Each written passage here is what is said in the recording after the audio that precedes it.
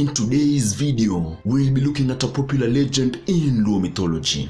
In fact, the folktale is quite popular among the Luo of East Africa, and this story from the shores of Lake Victoria in the southern part of Nyanza perfectly exemplifies how wealth and riches can easily cloud one's humility and even lead in their downfall. Having said that, before we get to that part of the video, I have a favor I'd like to ask. If you have topics or legends from history you'd like me to cover on one of my videos, then kindly name them in the comment section below.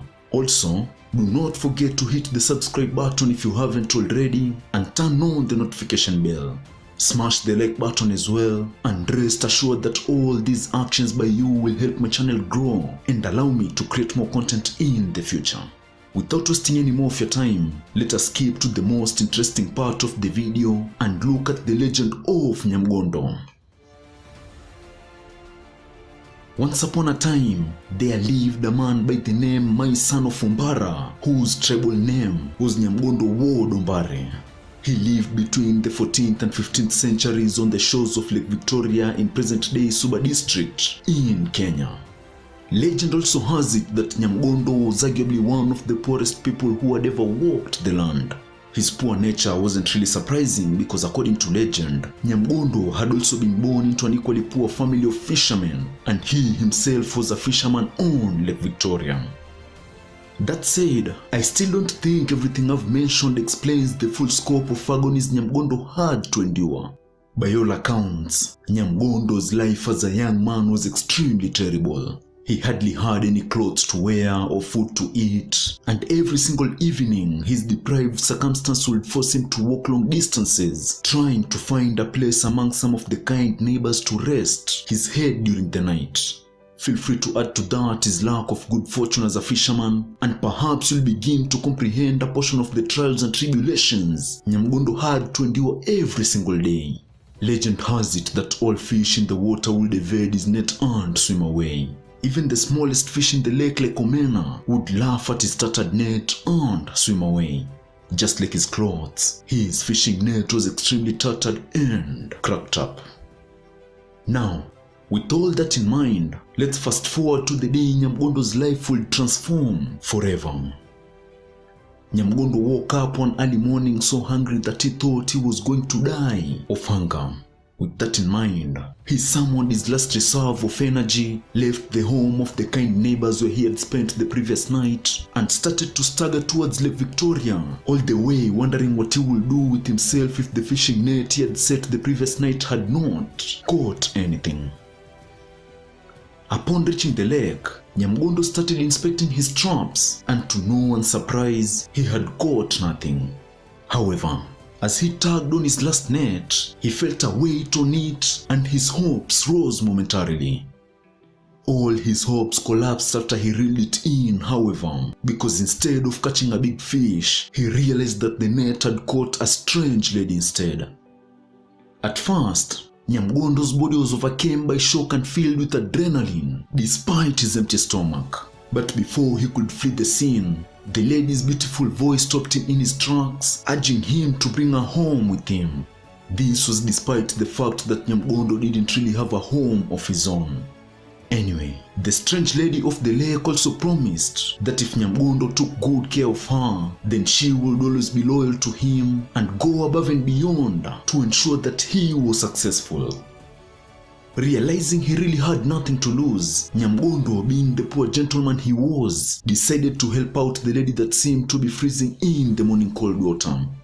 As they were leaving for the village, the woman also asked NYAMGONDHO to take a goat as well, which she had left in a nearby mass of floating vegetables on which she and the goat had been floating on for a long time. When they were done at the lake, he took her home to his mother's homestead, and as expected of a classic Luo gentleman, NYAMGONDHO took really good care of the woman, who later accepted his hand in marriage. He also kept working hard, but this time around, things for some reason were finally starting to work out in his favor. His fishing net started catching massive amounts of fish in Lake Victoria, and it was as though the net had transformed into a magnet of fish overnight. Every single morning, NYAMGONDHO would run to the lake and find all his tattered nets bulging with enormous numbers of delicious fish. This new reality allowed him to sell a huge portion of his catch, and he would usually trade them for cattle, grain, and even farming equipment. Finally, the once hopeless 𝗖𝗛𝗡𝗪 was beginning to see a light at the end of the tunnel. Back at his mother's homestead, things were equally interesting. The goat the lady had come with had reproduced quickly and mysteriously, and now 𝗖𝗛𝗡𝗪's homestead was filled with huge herds of goats, sheep, and cows. And hey, I think it's time we stop referring to the lady of the lake as simply the lady. After bringing her back to the village, the Luo tribesmen started calling her 𝗖𝗛𝗪𝗏𝗏𝗏𝗏, meaning daughter of 𝗵𝗏𝗏𝗏, which was in reference to the fish trap she had been found in. With that in mind, from here onwards, I'll be referring to her as 𝗖𝗛𝗪𝗏𝗏𝗏. Anyway, as 𝗖𝗛𝗡𝗪's wealth grew over the next couple of years, he married many wives as was in accordance with the Luo traditional culture. If you follow me on Instagram, Facebook, or Twitter, then you remember that a few days ago, I pointed out that traditional Luo culture stated that any man with a lot of wealth had a moral obligation to take care of as many ladies as possible. This was their social responsibility. So, with that custom in mind, 𝗖𝗪𝗻𝗏𝗏𝗏 didn't oppose 𝗖𝗛𝗡𝗪's social responsibility to get married to multiple wives. The only thing she warned him against was ever disrespecting her or using the fact he had found her in a lake against her ever in his life. She even assured him that doing any of these would be the only reason that could drive her away from 𝗖𝗛𝗻𝗏𝗏𝗏. After a few years had passed and 𝗖𝗻𝗻𝗏𝗏𝗏 was officially the richest person in Luo land, he unfortunately started developing traits that he had never had when he was miserable and poor. Legend has it that the riches went to his head, he became proud and arrogant, and shortly after that, he even started frequenting drinking parties almost daily and coming home drunk. He would even sing his own praises and shout loud insults at his neighbors while calling them peasants when coming from the drinking sprees. The once humble and Nyasaye-fearing 𝗖𝗻𝗻𝗏𝗏𝗏 was nowhere to be seen. On one fateful night, 𝗖𝗻𝗻𝗏𝗏 as usual returned home late and extremely drunk and found that all his wives had locked their doors. Consumed by his self-importance and wealth, he automatically started hurling insults at all of them, and in his fit of rage, he went on to say the following words that will change his fate forever. "What kind of stupidity is this? Even you, ugly creature who I found in the lake, you won't open the door for me?" Needless to say, this enraged 𝗖𝗪𝗻𝗏𝗏𝗏, bearing in mind that 𝗖𝗻𝗻𝗏𝗏𝗏 had broken the only condition she had set for him. And this is regardless of the extent she had gone to transform his life.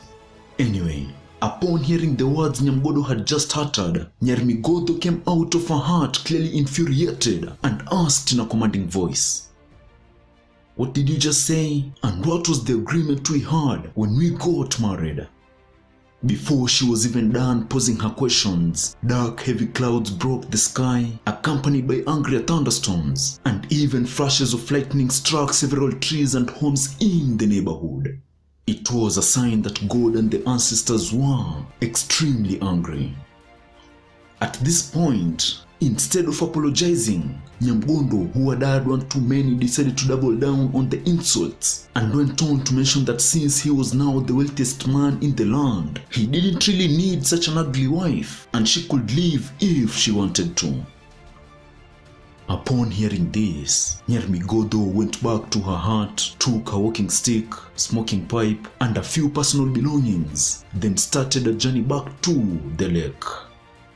To 𝗖𝗻𝗻𝗏𝗏's surprise, however, all the things she had brought into 𝗖𝗻𝗻𝗏𝗏's home started following her back to the lake. And this included the herds of goats, cows, sheep, chicken, dogs, cat, and even the children she had sired with 𝗖𝗻𝗻𝗏𝗏. When 𝗖𝗻𝗻𝗏𝗏 saw everything he possessed streaming into the lake, he followed them and tried to stop them, but all his efforts were in vain.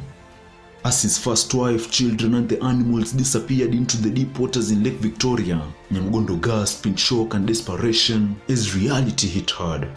He also knew in that instance that his old faithful friends who were poverty and misery were back and were waiting patiently for him back in his empty home. He even tried following her into the lake, but it was too late.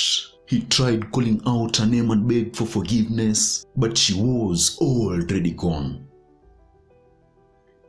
Legend also has it that as NYAMGONDHO felt the pain of his total loss, he stood on the water's edge, rested his chin on his walking stick, and cried his eyes out until he was mysteriously transformed into a tree. To this day, you can still find the footprints of NYAMGONDHO's family and the animals entering the lake on the shores of Lake Victoria. You can also find the tree into which NYAMGONDHO was transformed into along the same shore. So, who was this mysterious lady from the lake? Well, who she was or where she came from remains unknown to this day, but legend has it that she must have been a goddess. Some elders in the Luo community even believe that she might be the same lady responsible for other supernatural acts on the shores of Lake Victoria, such as the sinking of Simbi Nyaima in present-day Rachuonyo district. If these elders are to be believed, then the lady from the lake will be 𝗣𝗟𝗧𝗧, which directly translates to Anyango, the daughter of Gwasi. That's it for today. If you like the content, kindly do not forget to smash the like button below. This will help the channel grow and allow me to make more videos in the future. Also, if you have a topic you think I should cover, do not hesitate to leave a comment below. Thank you and see you again next week.